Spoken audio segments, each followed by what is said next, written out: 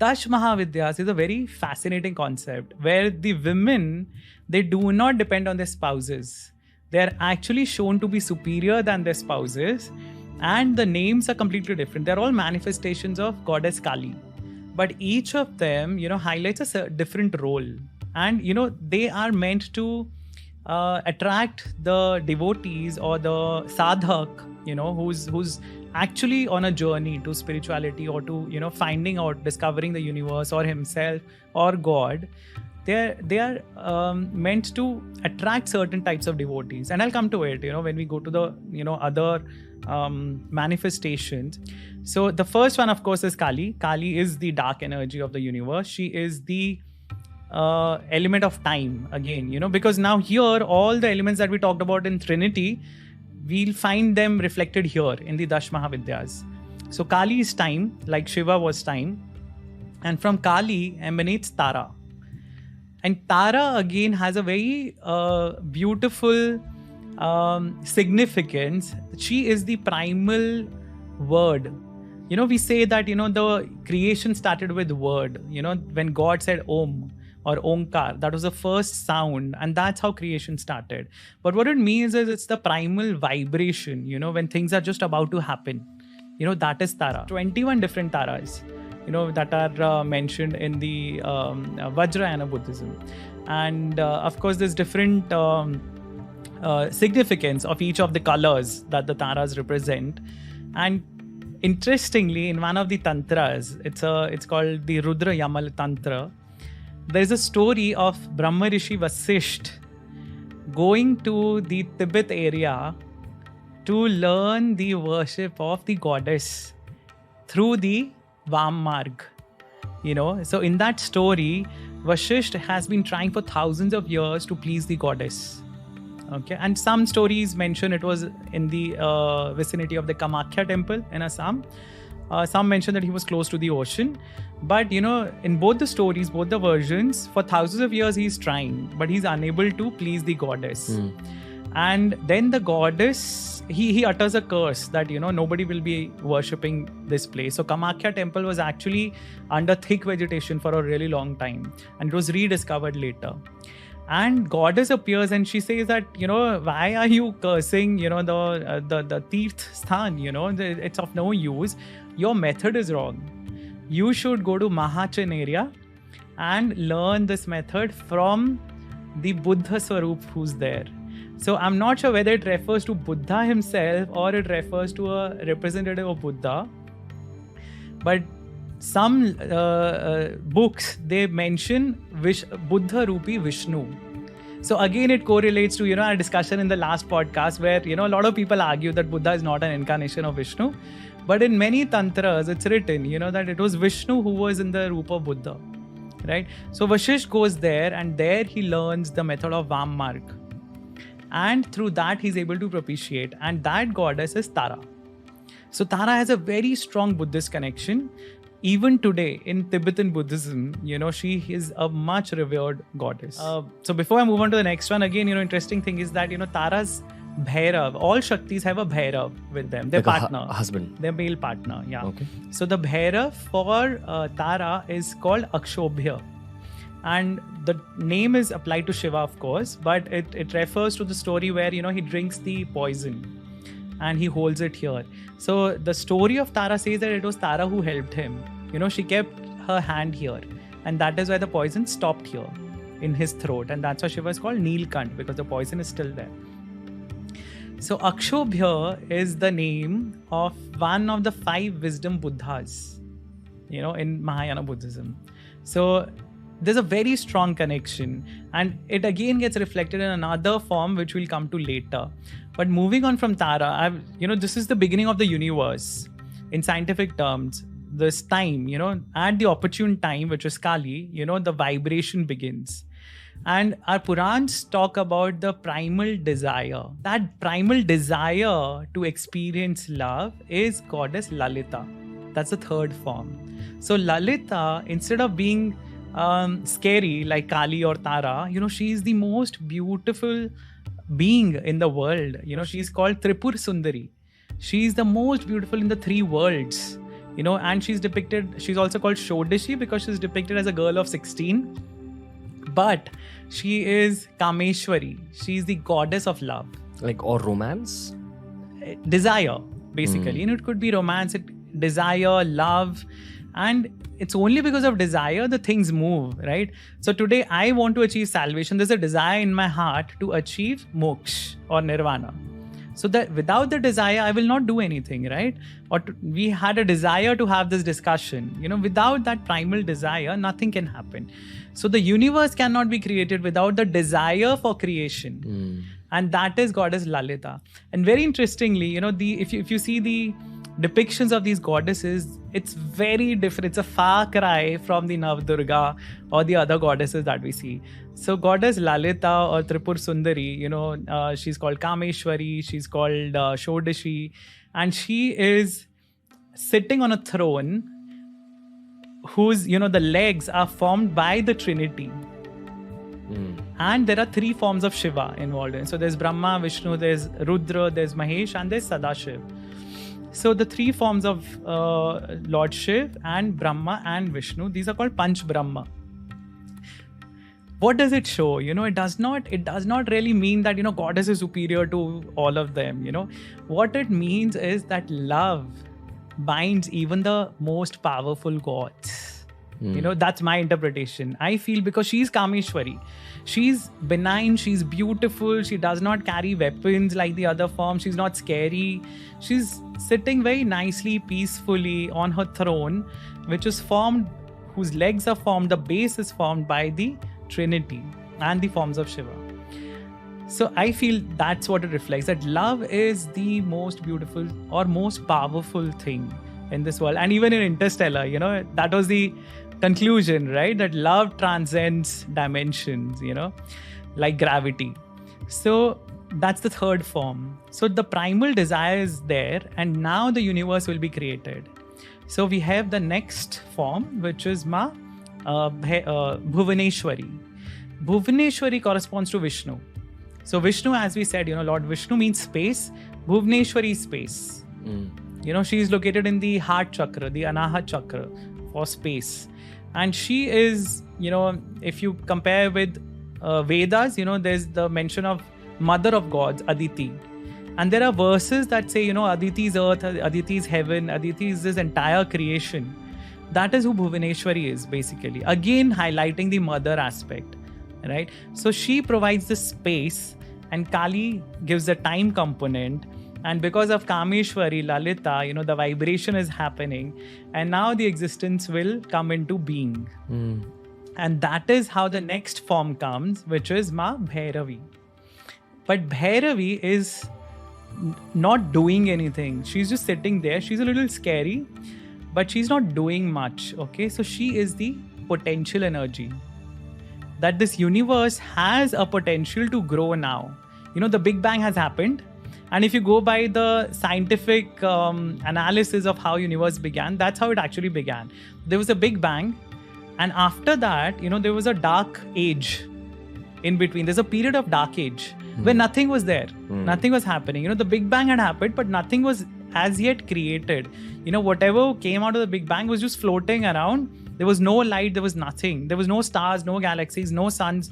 Nothing had formed till then. That is the dark age. That's the potential right there. And that is Bhairavi.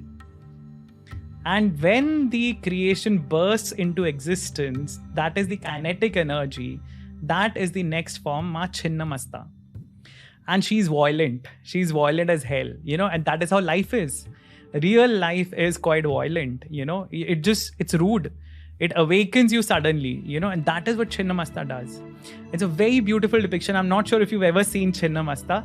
Anybody who sees Chhinnamasta first of all, the first reaction is, how can this be a god? Because she's so scary and the depiction is completely out of box. I first saw the painting of Chhinnamasta in one of the temples, in Naina Devi temple. It was painted on the temple wall, and that was the first time, and I was a kid and I was scared, and it's much later that you understand what the depiction means. And Chhinnamasta is shown standing on top of a love-making couple, And she has cut her own head, which she's holding in one hand. There are three sprouts of blood that are coming out of her neck. The central one is going into her own mouth. And the two on the left and right, they are going into the mouths of her companions, Dakini and Varnini. Okay? So anyone who looks at that image would be aghast. What does it represent? And it is scary as hell. Why would God be depicted in something so, unfathomable and dark, probably, right? And it was much later, while reading about the Mahavidyas, that I understood the significance. First thing is that she has cut her own head, which signifies death, right? And she's standing on top of a love-making couple, which is creation. So it represents that the cycle of creation and death and destruction is an ongoing one, right? On one hand, there is death, and on another hand, there is creation which is happening. She is holding her own head, and head signifies ego, right? So the first step in attaining wisdom or advancing on the path of spirituality is letting go of your ego. That is what it represents. Our head, our face is our whole identity, right? We identify ourselves by that face. We keep looking in the mirror, how am I looking, etc. So that is the cutting off of your ego. The three sprouts of blood, they actually represent the nadis, the Ida, Pingala and the Sushumna. And the central one, of course, is going into our own mouth, which is Sushumna, and Ida, Pingala are represented by Dakini and Varnini. You'll have to break that down a little bit. Very quickly, to summarize what the nadis are, it is your spine, your spinal cord, and two nerve canals that kind of surround your spinal cord. In yoga, it is believed that we have very minute nadis, which are like the nervous system, and they are along the spinal cord. Astral nerves. Sort of, yes. So they are along the spinal cord, and the central one is Sushumna, and it is surrounded by Ida and Pingala, which represent the sun and the moon. So the Kundalini, when we're talking about the Kundalini, when it rises through these channels. These are channels. Just like we have blood vessels for the transport of blood, we have lymphatic vessels. Similarly, we have these channels, the Ida, Pingala and Sushumna, for the transmission of Kundalini energy. So that's what these sprouts of blood represent. Okay, so once you understand it, it makes perfect sense. Oh yes, this is quite clear. But till that time, you're always wondering why God is shown like this. So Chhinnamasta is the kinetic energy, and now again very beautiful form, which is Dhumavati. The next form is Dhumavati, who is shown as a widow. The first time that I ever saw the goddess in Hinduism being represented as a widow. Otherwise, she's always wearing, red clothes. She's decked up with jewelry. And Dhumavati is an old hag. She's dressed in bland clothes, and she has disheveled hair. She's not very good looking. She's ugly rather. And she's sitting on a chariot or a cart which does not have horses. So she's not going anywhere basically. Right? And she holds a winnowing basket in her hand. And she's also associated with fire and smoke. Dhumavati basically means, represents the smoke. So what does it represent? What does she represent? What do you think? Tolerance. Okay. I have nothing else, man. Suffering. Possibly, yes. So Dhumavati basically is the goddess that tells you don't really, nothing is permanent. Even if you have a companion today, you might not have him or her tomorrow, right? Because life is different. Life is sudden, life is what happens to you when you're busy making plans. That's the proverb, right? So you don't know what is going to happen in the next moment. So your spiritual journey is in your hands. And she's supposed to favor the ones who are singles, the bachelors, the spinsters, the widows, the old people who are left alone. So she's supposed to favor those. Each of these Dash Mahavidyas have their own individual mantras. I'm pretty sure. Yes. So when we say that there is a mantra for a certain god, you're basically calling out to that energy. Yes. You're tuning your radio set of your mind to that energy. Exactly. That is why these are 10 different Mahavidyas, wisdom goddesses. But what will they give you? Will they give you strength? They'll give you the advancement that you need, in your spiritual journey. So Dhumavati is the only widow goddess. And what does the smoke represent? Smoke is what is left after everything is destroyed, right? So Dhumavati is the creation after destruction or before creation. She's that period, where nothing exists. She's nothingness. Or you can also understand her as, she's sleep. In sleep, nothing exists for us, right? So she represents that dormant nature, or she can also represent disorganization. Whenever there's a system, and it's a scientific term called entropy. I personally believe, Dhumavati represents entropy, where every system has a tendency to go into disorder. That is a natural tendency in the universe. It's been observed that any perfect system will not stay perfect. It will go into disorder. So as the creation is happening with Chhinnamasta, simultaneously there is entropy through Dhumavati, right? And the next form of Bagalamukhi, she is again very fascinating. She is depicted as a goddess whose club in one of her hands. She has a gada in one of the hands, and she's pulling the tongue of a demon, and she's just about to strike him with that gada. So what is the significance of holding the tongue of that? It's a pause. She's paralyzed the enemy. So when we're talking about the material gains, Bagalamukhi specifically prayed to defeat the opponents. For example, in debates, in earlier times, there were so many debates that used to happen, religious scholars, right? So people would pray to Bagalamukhi to help them win the debate against their opponent. In today's day and age, people use it to win court cases, sort of something like that, where you paralyze the intellect or the, vocal capabilities of your opponent. What does it translate to in terms of the universe? Universe has taken a pause. There's kinetic energy, there's creation that's happening, there's entropy that's happening, and now universe is at a pause. It's the breath. It's the breaths you take before leaping, ahead. Before doing something momentous, there's a deep breath that you're taking. That is Bagalamukhi. That's the pause that you take.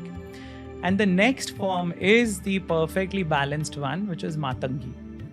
And goddess Matangi, again, it's so beautiful that the Dash Mahavidyas within the group, they cover aspects that were traditionally not considered auspicious, such as a widow. And Matangi, who is the perfect epitome of balance, she is a Chandalini. So she's an outcast. Why? Because her father, Matang Rishi, she was as a boon, the goddess was born to the Rishi. And Matang Rishi was a Chandal to begin with. And through his penance, etc., he became a Rishi. What is a Chandal? So a Chandal is an outcast. An outcast in terms of the ancient times was a person who used to tend to the corpses, the funerals. Those were the only outcasts in the ancient times. So a lot of people have politically misused the term, but outcast only meant Chandals who lived in the cemetery and who performed the last rites of the person. So she's a Chandalini, again another outcast, just like Dhumavati, who's a widow. But Matangi's description is probably, I find it the most fascinating because, she's holding a veena in one hand like Saraswati. She's called the Tantrik Saraswati. So she holds the veena in one hand, and in another hand, she's holding a sword or a scissors sometimes. In the third hand, she's holding a skull. So there's a balance, right? I think it's a balance between a warrior and an artist. A person of logic and intellect and reality and practicality, and a person who lives in his own world. That's the balance that Matangi is showing. She's also sometimes shown with a parrot. Why? And parrot is a species that is represented with a lot of different forms of the goddess. Goddess Meenakshi in Madurai, where the temple is. So she's also depicted with a parrot. Goddess Lalita is sometimes depicted with a parrot. And parrot is the only bird that can talk. Right? So that's the significance. So Bagalamukhi holds your tongue and Matangi allows you to speak. So Matangi is the tantric version of Saraswati, which enhances your creative powers. Of this whole podcast, Matangi is the one that's staying with me the most. She's my favorite as well. If you see the depiction, she's beautiful. And she's called Shamala. She's dark. She's sort of greenish in tinge. And she has this beautiful, half moon on her forehead. And she's holding the veena and a skull. And there's a parrot and there's a sword. And, there's so much happening. And you just lose yourself in that depiction that, wow, what a way to, combine the two different polar opposites, the left side of the brain and the right side of the brain coming together. And in an individual, that is Matangi. For the universe, it is the finding of balance. As I said, dark energies bringing us closer. Dark energy is actually taking us apart, and dark matter is bringing us closer. When they achieve that balance, where universe is at standstill, it's neither expanding nor contracting, that is Matangi. It has reached what it had wanted to achieve, right? And the next form after Matangi is Kamala. Again, just like Navadurga, where the last form was Siddhidatri, which was very similar to Lakshmi, Kamala is very similar to Lakshmi. And she's, again, very beautiful, very benign looking, and she's sitting on a lotus, and she's being bathed in water by white elephants. That's the Gajalakshmi form. We say in the Puranic depictions, that's the Gajalakshmi form. Gaj is an elephant. Matangi is your pathway to spiritual advancement, and Kamala is the result of the spiritual advancement. Exactly. And there's a lot of significance, right? So Matangi is when you find that balance after all that struggle that has happened, your potential has transmitted into some action, but there's also some entropy. And now you find, after taking a pause, you find that balance in life. Next step would be your spiritual evolution. And again, why Kamala? Because Kamal or lotus, it rises from the mud, from muddy waters. And it is such a beautiful flower that rises from the most extreme conditions, right? So that is how you have to evolve in your spiritual journey. There's a lot of deep significance in these forms. And all of them, they have their own mantras. So a sadhak who's more attracted to, say, Matangi, he can worship only Matangi. But, Matangi, that's the next step. Once he has probably absorbed the essence of Matangi, or he's been guided by that energy of Matangi, that the next step is to realize the oneness of God. These are all different manifestations, as we started, in the podcast, that, these are just different manifestations of God.